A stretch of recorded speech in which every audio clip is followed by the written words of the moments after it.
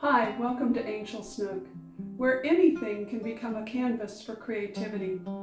Furniture is just the beginning. Be prepared to be inspired by a wide range of projects and finishing techniques. Be sure to click subscribe so you don't miss any of the new videos. Well, hello. My name is Takoda, and I'm the project supervisor for Angel's Nook. It is my job to make sure my humans focus on giving you clear and precise instructions. And let me tell you, sometimes it's like herding foxes. Wait a minute. Don't you mean cats? I chased a cat once, and let me tell you, it was not my finest hour. Well, for one thing, you silly furball, it's cats. Secondly, you're not supposed to be in the flower bed. And finally, you're sitting in my spot. Hi, welcome to Angel Snook. A lot of us are looking at home decor items that we put through our homes. If you did your whole house in very cool colors for farmhouse, you may be looking at everything in your house going, well, wow, great, now they're going to warm colors, but I don't want to completely redo my house. So how can I incorporate some warmth into my farmhouse palette without completely redoing everything? This is an example of that. This piece is very rustic, on the very most rustic side of farmhouse. It's had a hard life. It's got some rust in it, it's bent. And along these sides, all of this finish, this is all rough.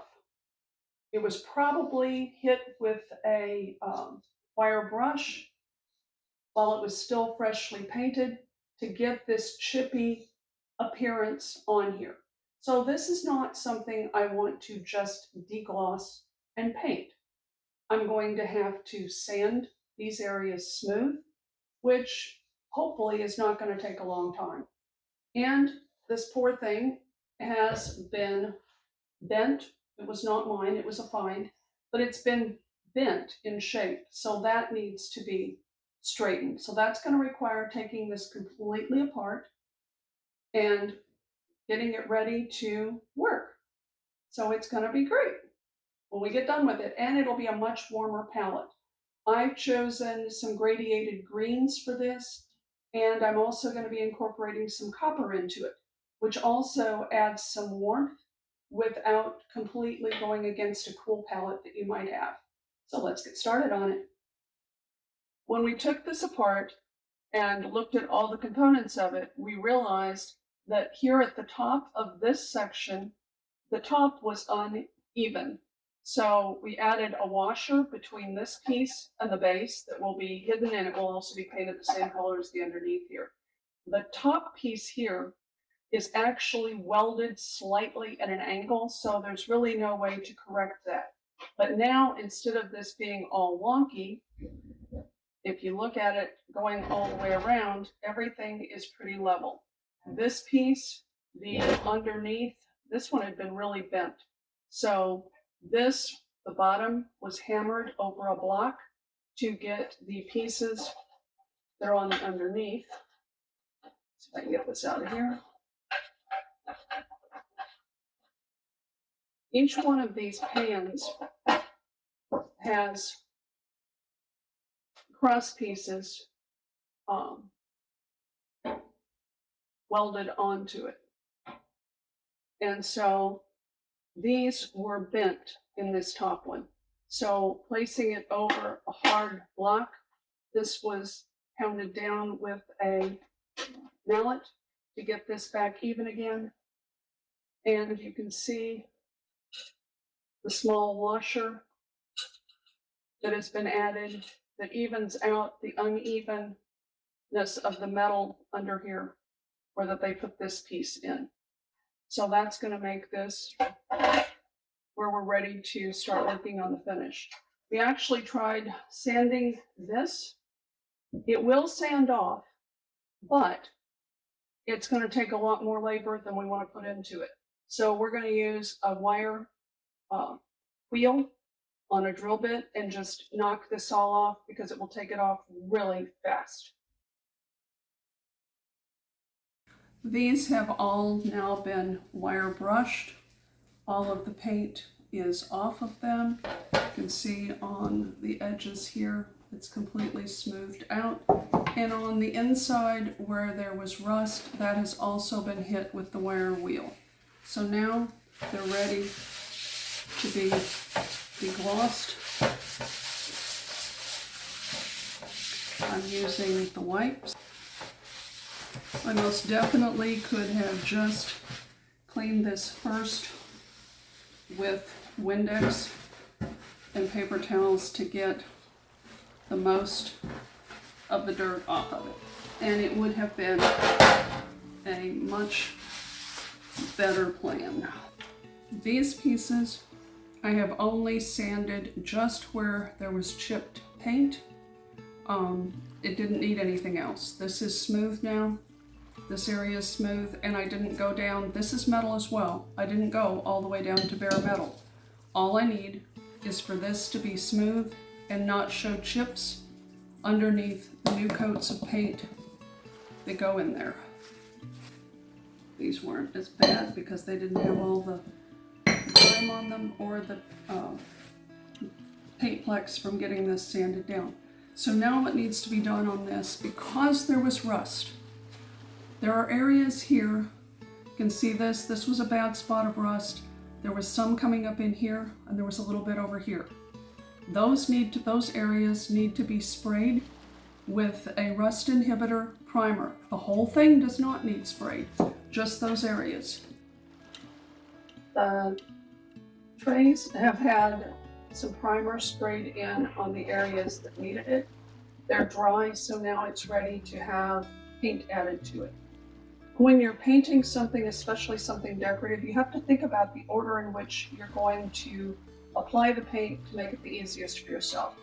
I want the base of each of these trays to be this creamy white that is a warm white with just a slight tan undertone. It's called Almond by All-in-One Paints. I'm going to be using an art brush to put it in here. I can do it quickly. All I'm doing is the bottom here, and I can easily add enough paint in just as though I were using the big round brush, but it makes no sense to fill the round brush full of paint when I'm doing something this small. And I will use the roller, and I will also use a piece of the True applicator to stipple into the edges of this. You can see even with this brush,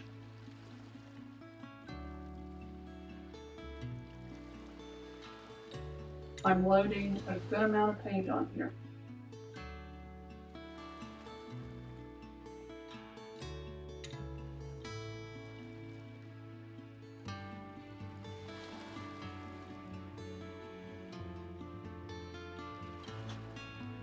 I'm going to go in with the True applicator piece and hit those corners because the roller cannot get in here. And just making sure that my last pounces on this are popping bubbles.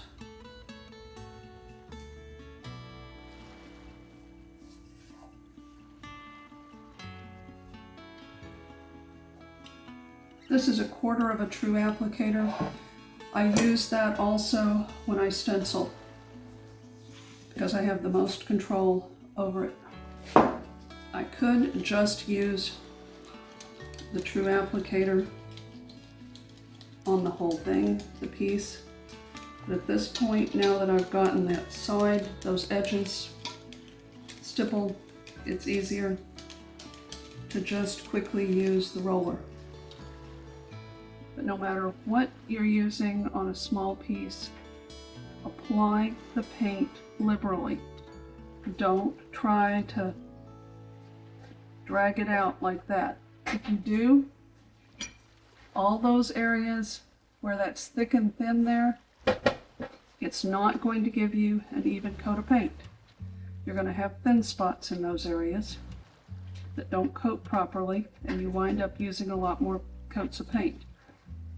I should only need 2 coats of this almond to have a really good, complete finish. It's fully covered.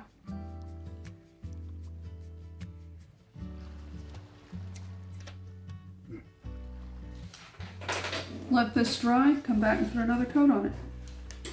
I will wash my roller in between and the true applicator piece, but I will wrap the brush. The base of this has dried. It's a beautiful smooth finish.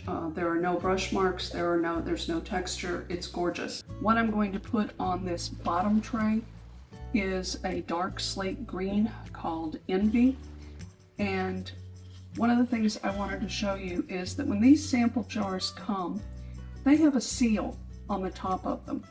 But then if you go to close it later, the jar is just plastic on the inside. If you just close your paint jar with that, in all likelihood, it's going to dry shut from any paint that got on the rim. So what I do is I double a piece of saran wrap, put it on there, and then put the lid on to put this away for storage. That acts like a seal to keep air from leaking underneath the lid and into your can of paint. One of the things you have to think about when you're painting a project is the order in which to do the colors. I did the white first because it's going to be easier for me to get a band of the dark green in here by having the white already done. And by letting a little bit of the white go up on the edges, I'm also giving it space that if I don't have to get the green all the way into that crack seam. So I'm going to initially use a very small 1/2 inch angled art brush so that I can get right against that edge without going into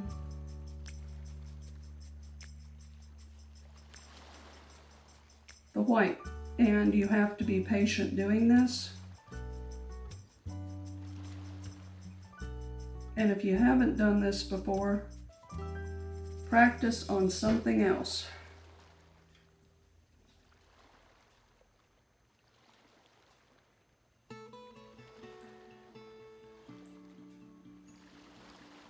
The long point of my brush is what I'm putting against the edge there. Well, that's going to have to be touched up.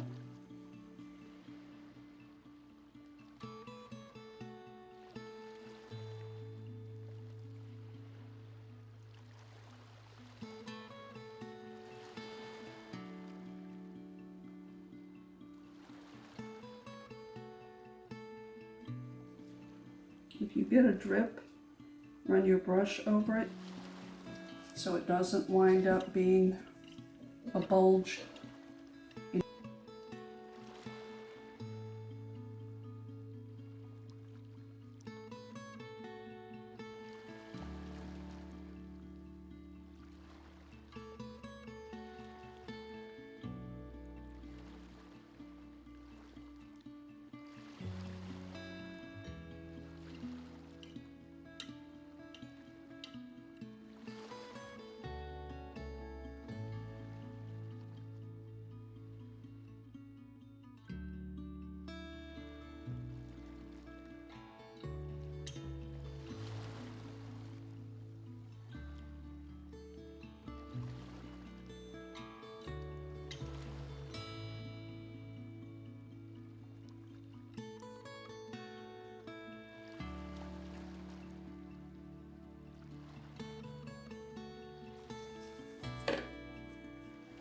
Then I'm going to take the roller, point side down. I'm not trying to get all the way to the bottom.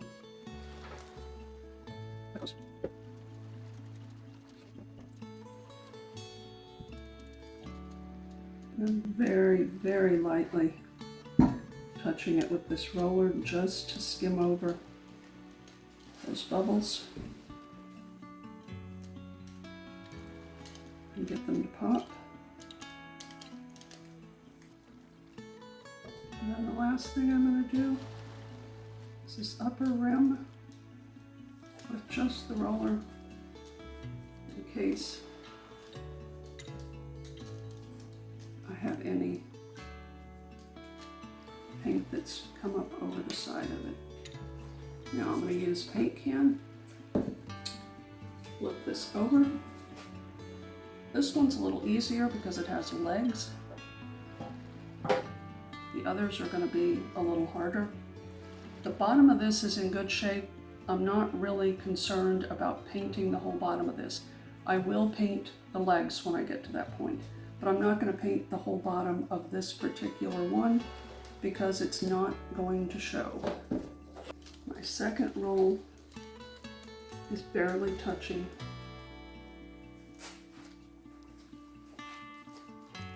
so that I can look for the bubbles. You can try both directions to get those, but don't rub hard.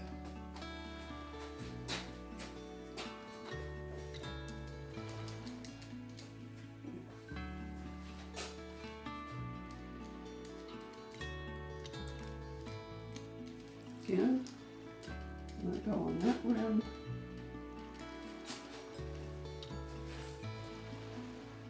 Because any droplets will show. And then again, I'm going to do a roll around that edge from where I painted this and double check that there aren't any big bubbles. This is metal, so it's going to take it longer to dry. I'm going to continue the process, putting Crete on this one. When I get to this one, I will show you how I'm going to mix colors to get a little bit different color for the top. It's going to work a little bit like an ombre, darker to a little lighter to a lot lighter at the top when this is done. All right, we'll let this dry, then I'll work on the others. I really like Woodlands, but when it dries, it is much darker than what I really want for the top tray. So I'm going to mix some Woodlands with some almond to lighten it. And I'm pretty sure that what I want is 2 parts of the Woodlands to 1 part of the almond. I won't need much paint, so to do this tray. So 1 of these to half of 1 of these may be enough.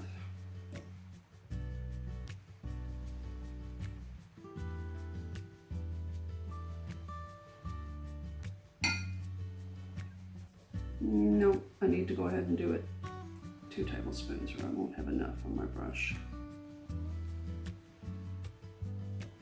I could have mixed this on paper plate, and if I were doing a large surface, I would definitely have mixed my ratios on a paper plate first so that I would be able to accurately remix them. But in the case of this, I'm not expecting to need to paint anything else with this exact color.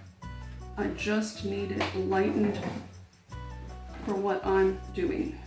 So now I'm going to take the 1 part of almond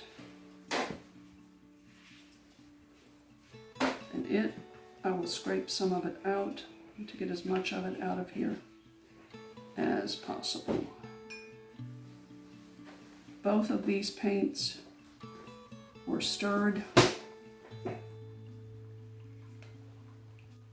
before I started using them, and yes, this is coming down to exactly the color I wanted, because it will, let's see if I can get this out of your way, or where the best place is to show you. I guess under this camera. You can see this is significantly lighter than this, but it's still in the same color tone. But I need to really, really mix it. And it will dry, this dries darker like you saw on the paper. This will dry darker. but I know I've got the color that I really wanted for this.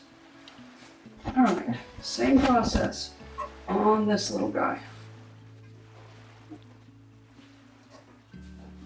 Going into the inside.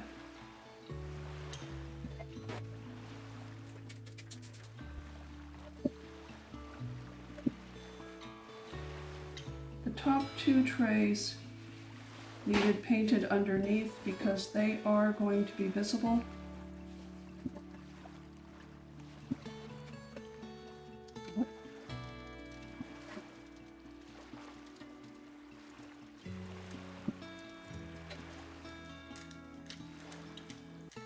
This has a groove in it, which is why I'm rolling it at a diagonal in a couple of places to get bubbles out.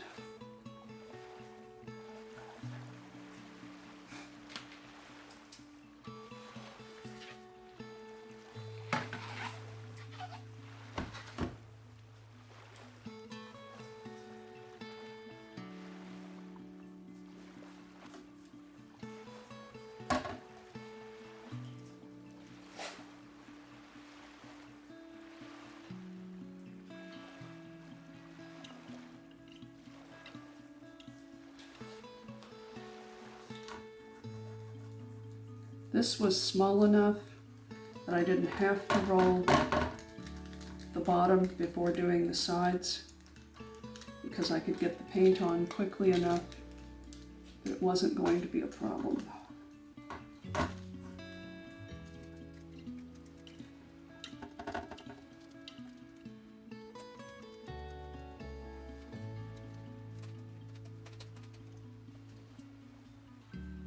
We'll let that dry.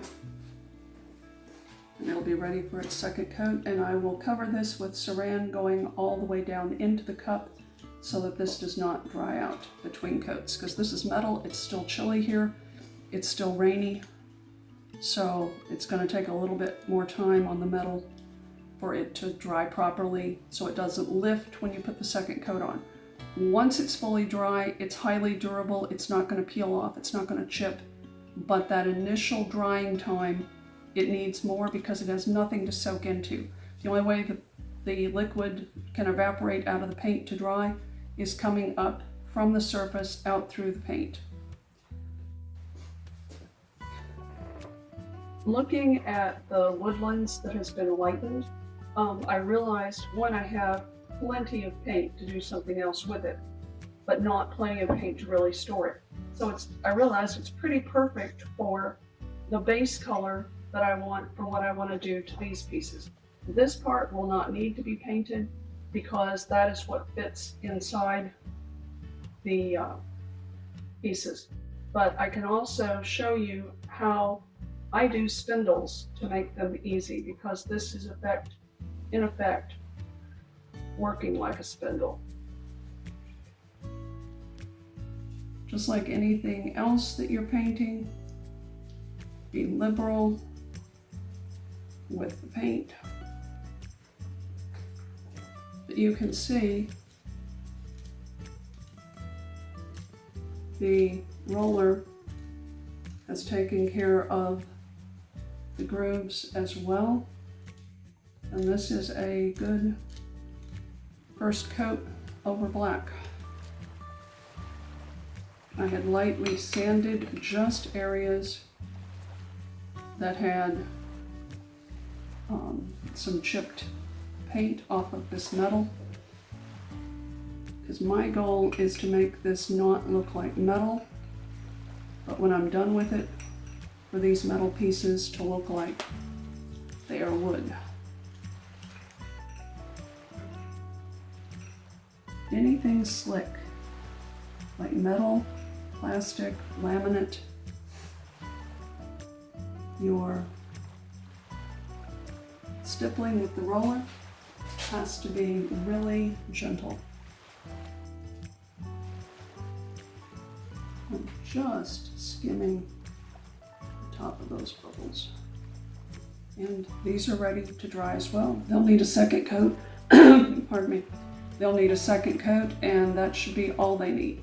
especially since I'm going to put another finish over this as a faux finish for wood.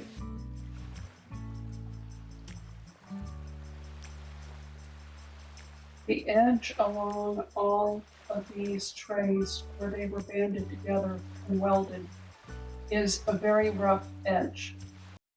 I had some paint come up over here from tipping the pan toward the cameras to help you see. I could not see precisely where my brush is. So I'm going back with a very, let's see if I can get my hand under it so you can see the tip better. A very tiny round art brush, not a craft brush, an art brush. A craft brush is not going to hold its tip well enough to let you do the detail work to go back in here. This also, it would not have been helpful.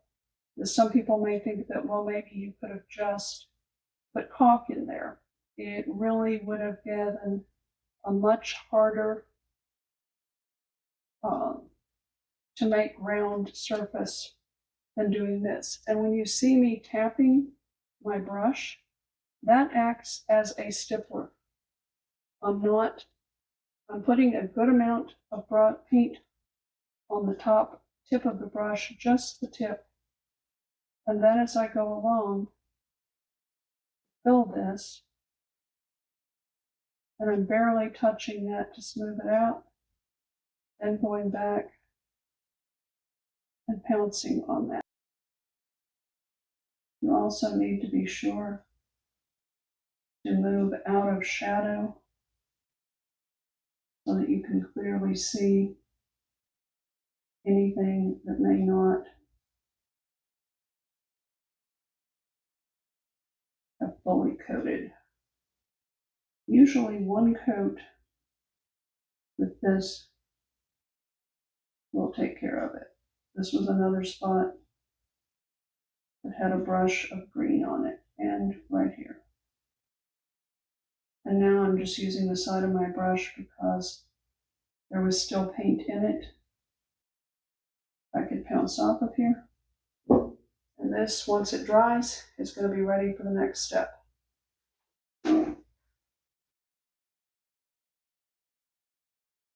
One of the things I didn't show you, because I did the second coat of this color off camera, to save paint that you have a very small amount of and you want to make sure it doesn't dry out, I push see if we can see in this camera better. I push the saran wrap down in here, but not pushing into the paint itself. But that way it's keeping as much air out as possible. It's sealed up here, and I can use it for a couple of days that way. I'm still not sure I'm done with this color, so I'm keeping it wrapped to use if I need it. You could leave the trays as they are, different greens, and it would be perfectly fine.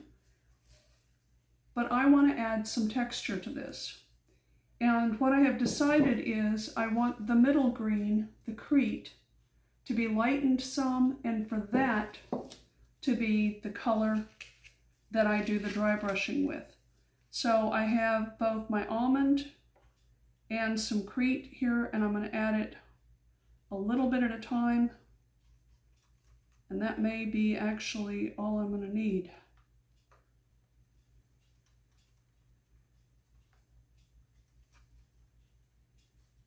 Because that color right there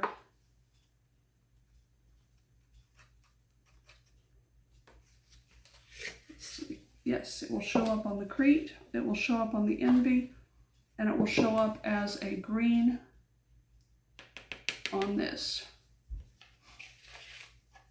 I don't need a lot of it.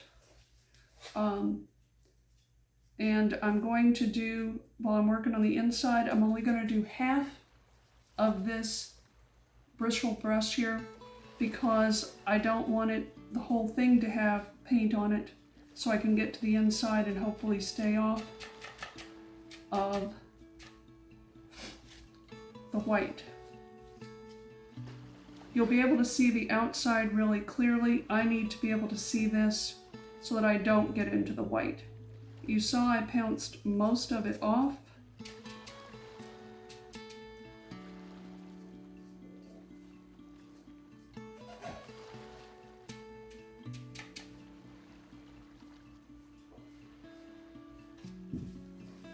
It's just going to add just a little bit of texture to these colors.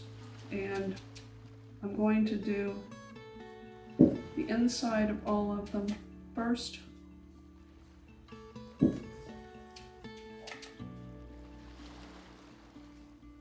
can see it's starting to pick up some texture here. This bottom one is going to be my easiest. Now I'm going to put it on the whole brush.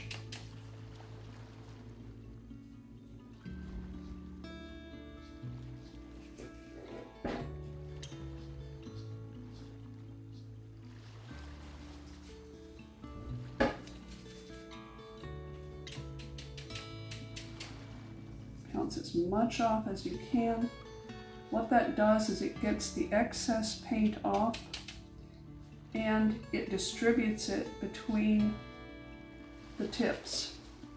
One of the things I did to prevent the bristles of a chip brush from coming out is I knocked it back and forth across my hand numerous times before I started working with it here, just to knock out any loose bristles. I've probably used a total here of a teaspoon and a half of paint. If I were doing this on a large surface, I would be adding tintable gel to it to give it more work time. But I know I've got a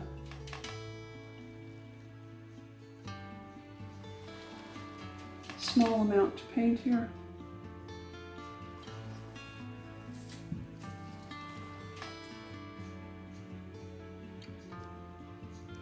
And I'll use what's left on the brush. Now it looks like it's going to need just a little bit more, just to hit those places. And I've got a couple places in here with this brush I'm going to hit. Can you hand me the Windex, please?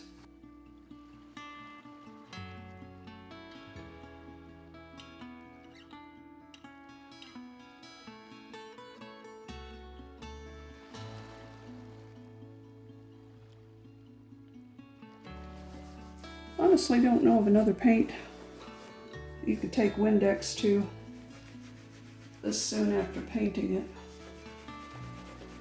and not wind up with paint off. This didn't take paint off. It just, well, it did take paint off. It took what I had just accidentally brushed on there with the edge of the brush. But now this is ready to dry. I have opened a brand new can of the Toasted Oak Stain. I'm not sure if it's going to be enough over the base color that I put on this to give me the wood look I want, or if I'm going to have to layer some other colors with it. But I also want you to see if I can get this under. Oh, there we go. This is not mixed right now. There is a clear liquid here.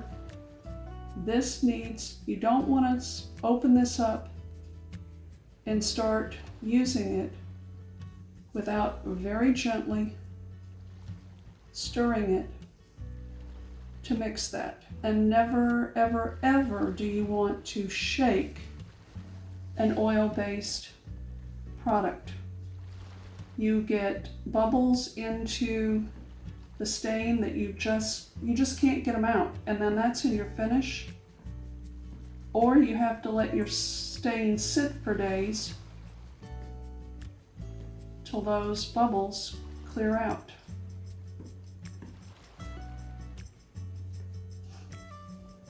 These are gel stains, so a little bit goes a really long way.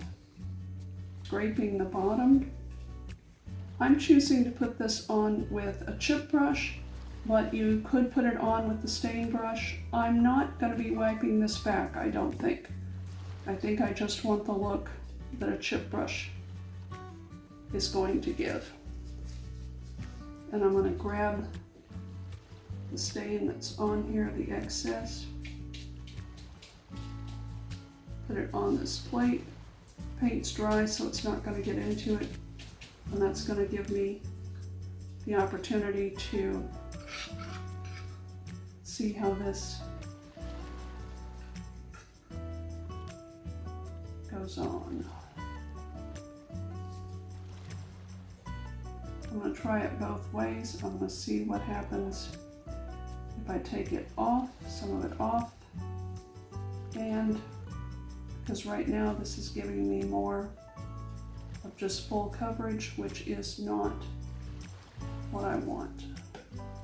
Jem, can you hand me a couple of napkins, please? Not napkins, paper towels.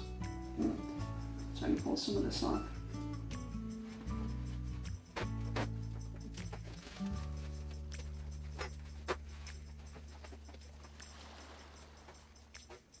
That's giving me more what I wanted by taking it off and putting it back on.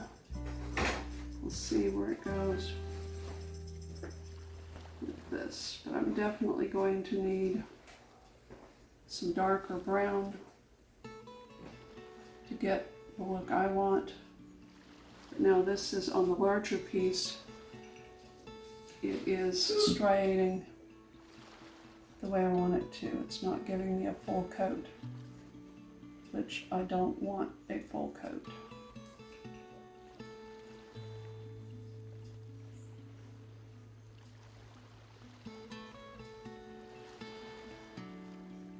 There's hardly any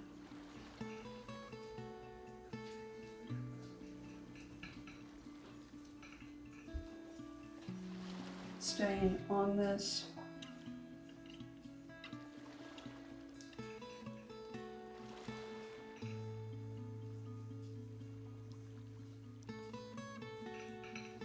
If I had a darker color here,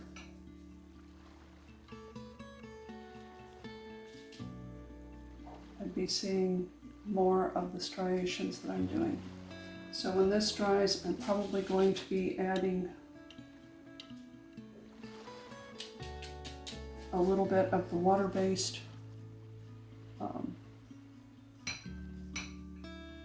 vintage brown over it, and maybe even some weathered wood to get the look. A surface of a table. I wouldn't keep messing with this as thin as it is without having some mineral spirits handy, because I would be creating some thick and thin spots that I don't want. But I'm going to let that dry, and tomorrow I'll add some warmer browns onto it to warm this up to more of the wood tone that I want it to have and more of a grained look. These have dried overnight to get the stain long enough to completely dry because it is an oil-based product. What I'm going to add to it now is a little bit of vintage brown. I opened a new jar, so I'm just going to use out of the top here for a minute because I may have enough to do the whole thing. I'm purposely using a brush that I have used a lot so that its bristles splay out a little bit, so that I can get some lines to this.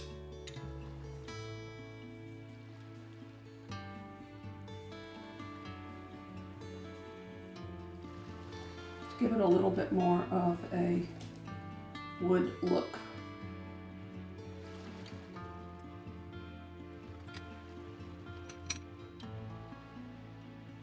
You want to very lightly touch, or you lose all of your striations of line.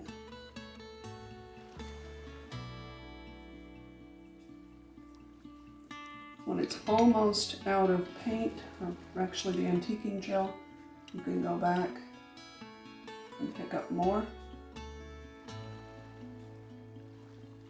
You can see that's changing that and how it looks.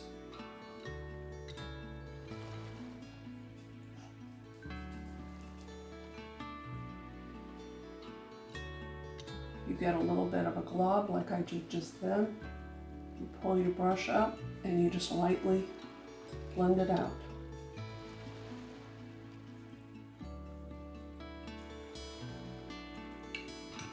Till you get the hang of this, always pounce that brush bristles.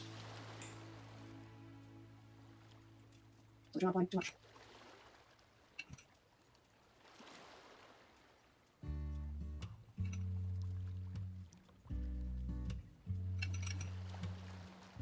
Go back around, look and see if there's any place that needs more.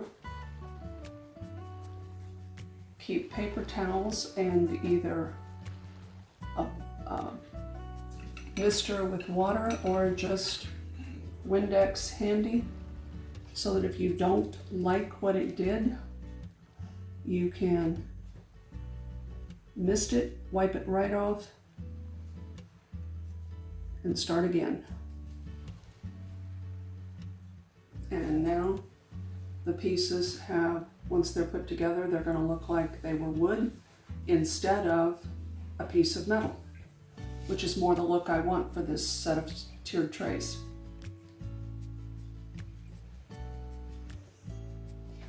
When you look at each one of these, there's a nice texture on all of them. And if you wanted, it would be perfectly fine to just use this as is. It's definitely got warmer tones to it. It's got enough of a slight gray in it that it can go with either warm or cool colors, so it's not going to clash if you have a lot of other cool colors. We have from another project copper tape, which I'm going to add as a band all the way around this top edge. And then I'm going to mute that copper down, which again, you could leave it bright, but I want to soften it, so I'm going to add a little bit of antiquing gel to it once it's all been put on there. So this is going to be attached around this.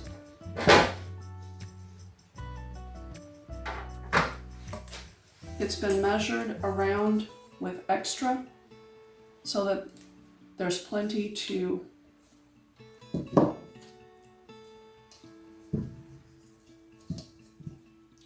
I want to get close to the back seam.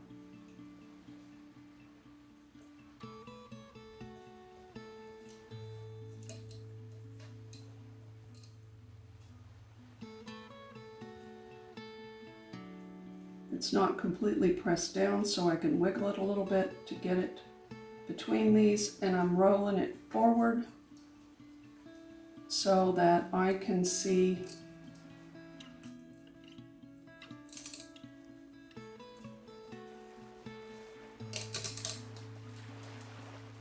it's going to be cranky here, and that's okay because I don't mind if I get some texture into it.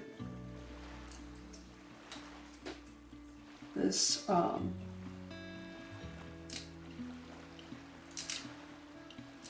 these trays are not completely even with how they are made. You definitely don't want to take the backing off.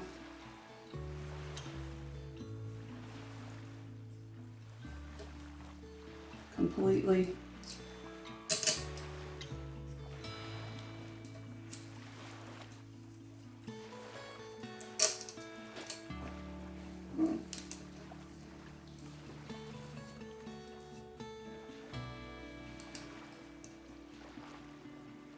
As you're doing this, it's a little bit like working with contact paper, and this is super, super thin.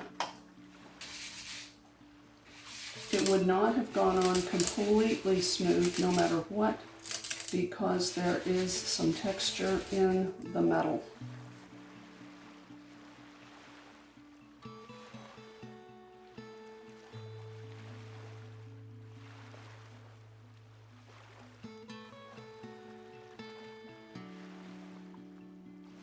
The eraser, this is just an old school eraser.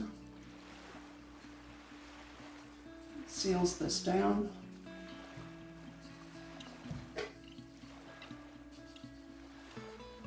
It will get some of the wrinkles out, but not all of them, because like I said, there's areas on this metal that can't be changed out. There is the seam where I overlapped the tape and it's not even visible. So this is going to be done to each of these trays, and then I'll come back and show you how I'm going to put some antiquing on here.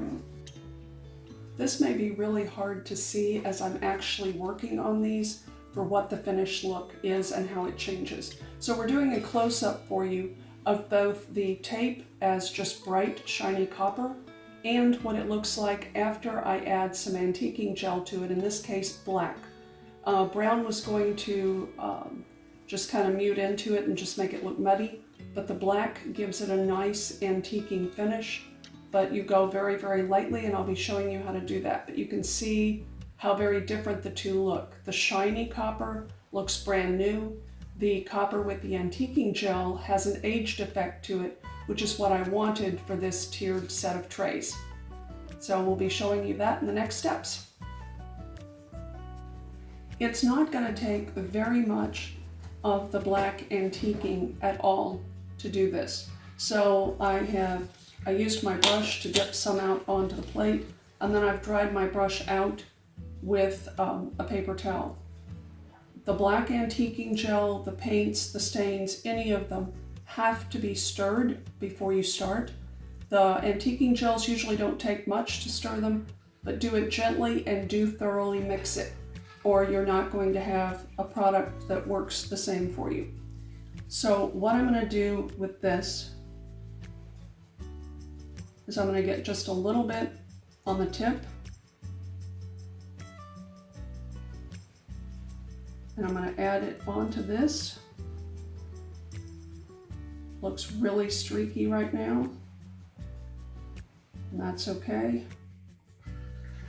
I don't want a heavy amount of it,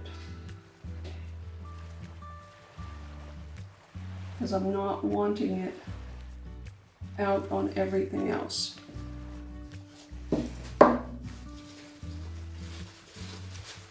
Then I'm wrapping a paper towel around my index finger.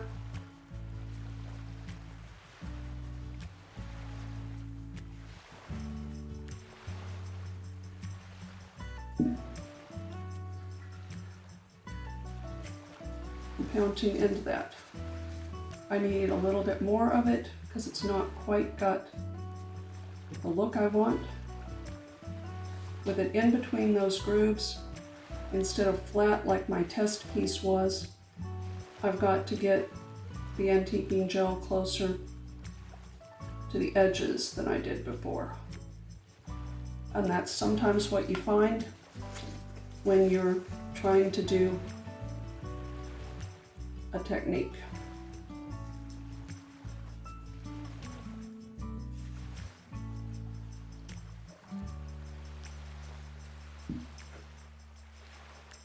The other thing I'm doing is immediately wiping off any that's getting where I do not want it.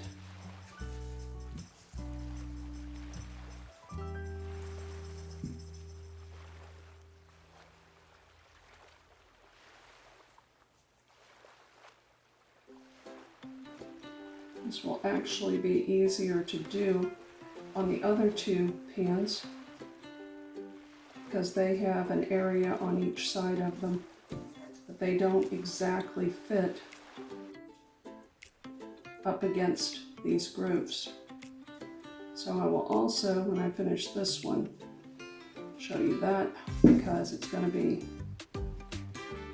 an easier way to do it.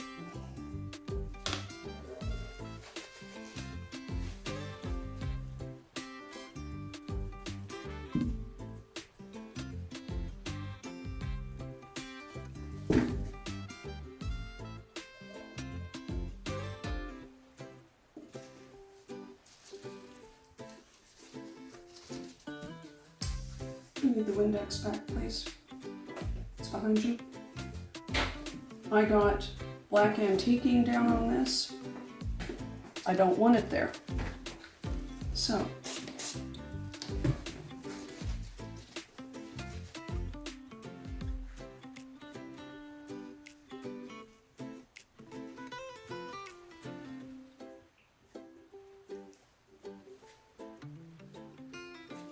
a little bit there. There's some there. The antiquing gel has what is called open work time in it, so it takes longer to dry, which means I have time to grab something like that and get the antiquing gel off of where I do not want it.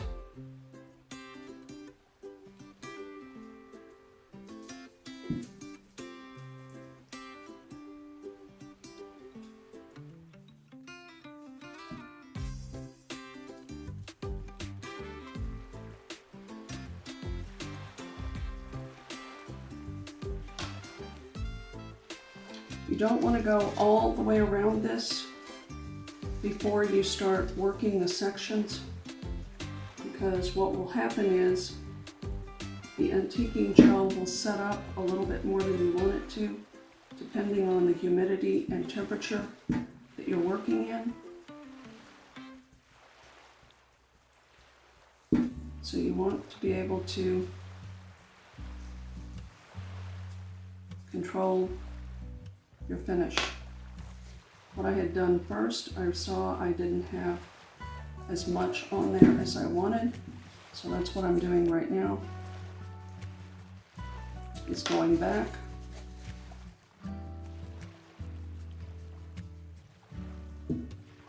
And checking to see that I have what I want. Now I'm going to go around it.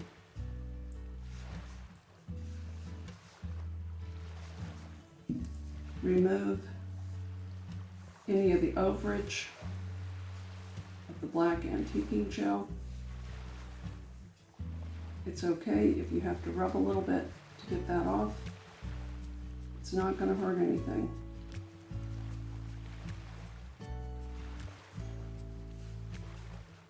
So that one is finished, and you can see the difference within it. Now I'm going to work on this one, doing the same thing. When I was originally looking at this set of tiered trays and playing with the color palette all in my head, I had thought I was going to leave the legs and the very top round handle as black. But the more I looked at the copper on the piece, the legs copper and that top handle copper are going to balance the whole piece. So that's what I'm going to be doing. This is the copper metallic antiquing gel. It can be used as an antiquing gel, but it also can be used on something like this or on handles and hardware for cabinets, to any of the metallics, to create a new color for that. From past experience, I know that this will take 2 coats, and I'm not going to be wiping it back.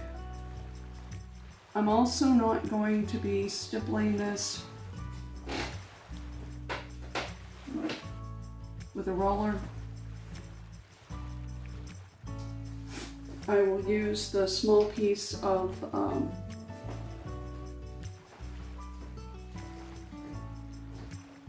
true applicator that I have. Some things are so small that you really don't even have to do that. You just smooth your brush strokes.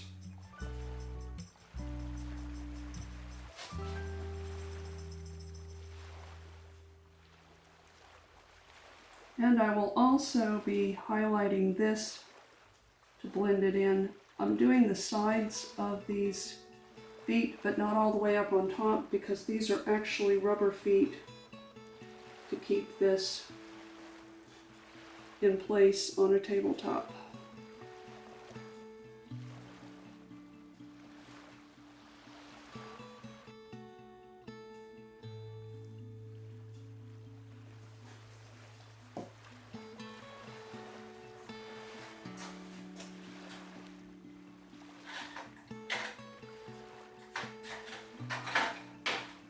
Oh, it's inside. Oh, there's a piece.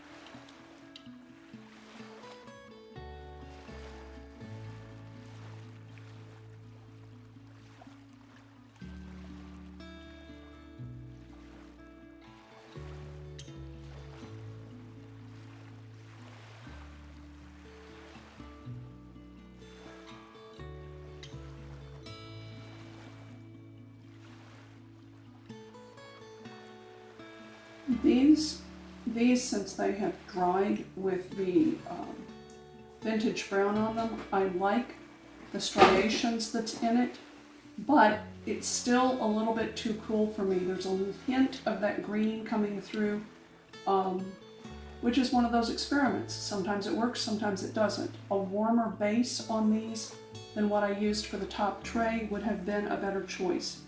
I have tobacco gel stain, so what I'm going to do is add that over this and warm this up the rest of the way.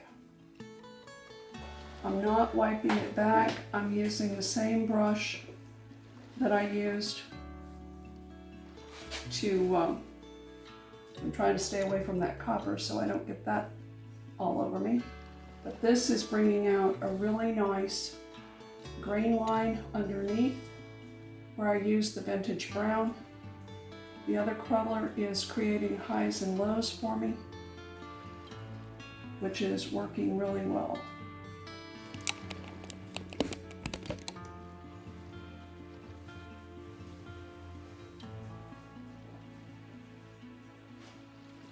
It's one of the things when you're working on a project is sometimes something works, sometimes it doesn't.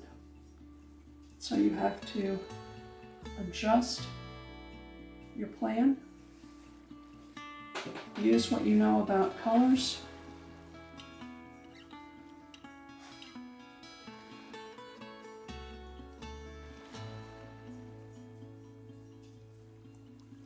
Or if you don't know about colors, go down a rabbit hole on Google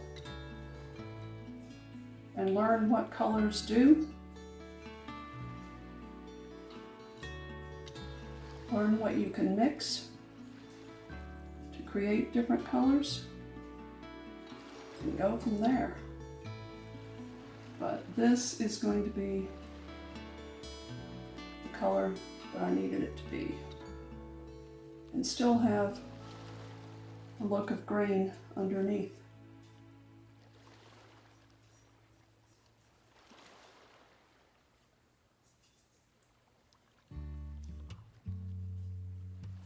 Just go around it and make sure there's no place where you've left a blob of stain that's not what you want it to look like. I liked the look of the single coat of copper over the black. I liked the black peeking through, but when you look at this and the copper here, this looks more like brushed gold, which would be really pretty over hardware, but not for my purpose. So I'm going to add an additional coat of copper over this to bring it to the full copper tone of this. 2 coats of the copper metallic brought this to a really nice warm copper. And on this piece, I have already added some black, and it's exactly the way I want. I'm putting more black on this, and I will on the legs, than I did on the band, because I want them to look like they have been handled more and tarnished more. So to do this, it looks like I've had quite a bit of black onto this brush, but if you see, I barely get anything on the brush. Pounce it, and then I don't even think about it, but I work my brush back and forth as I pounce.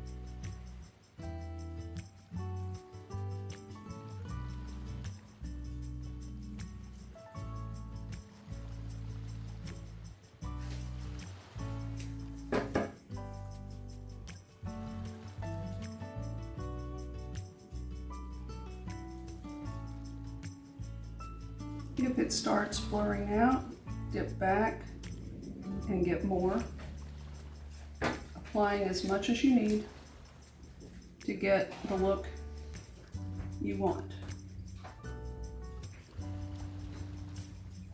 I have to dip more often simply because I'm not putting tons of paint, in this case antiquing gel, onto the brush. You do want to make sure that you go around all the sides, because at some point or another they're going to be highly visible. Make sure you pounce enough that you don't have big blobs anywhere, and if you happen to see some spot that needs more, go back and add it. I'm going to finish the other leg on this, and then we'll put this together.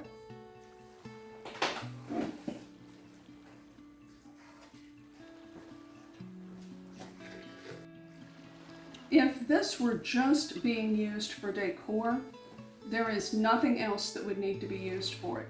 But if perchance this is going to be used for holding food items, or fruit or cupcakes, anything that might be set in here as a display and used for food, those fruits and different things can actually start to get wet, set, you may not know it, and liquid sitting over time on the paint will cause damage to it. So what I'm doing so that this can be universally used for anything that anyone would choose, I'm going to put the water-resistant sealer by Heirloom Traditions on it.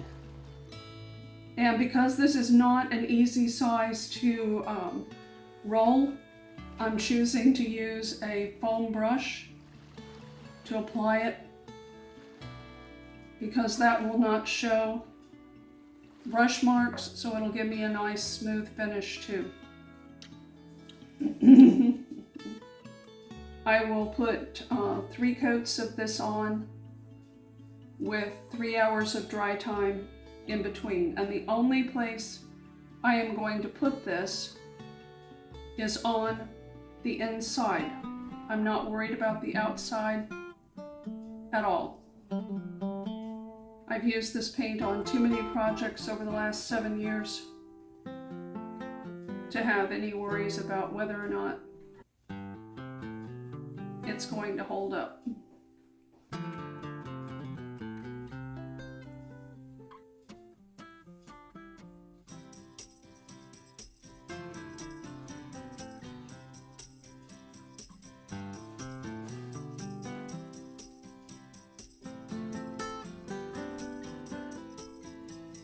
So that'll be done to all the rest of these, and then we'll put it together. It's finished.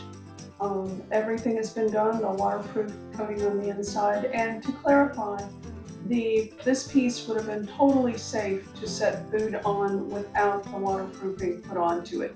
It's just now the inside of this will be a lot easier to clean, and it will also be protected. If by chance a piece of fruit gets underneath, and we all know sometimes they spoil and make a mess, it's not going to do anything to your finish. So now you have something that's much warmer, but you can still keep farmhouse elements in it. You can add other elements like little bits of coastal into it. You could change it to a totally different view. I'm going to take everything off of it so that you can see the finish with nothing distracting from it.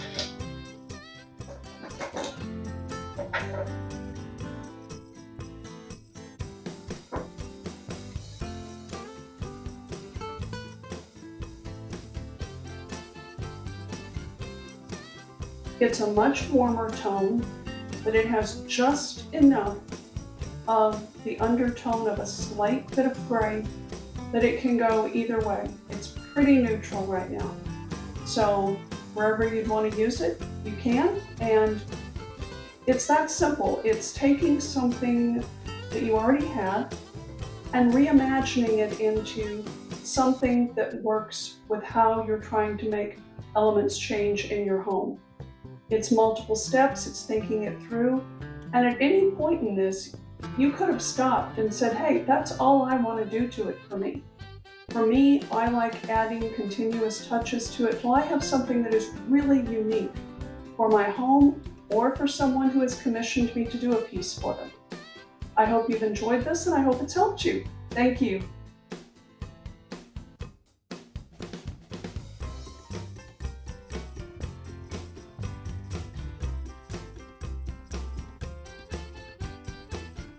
I'm not supposed to be here.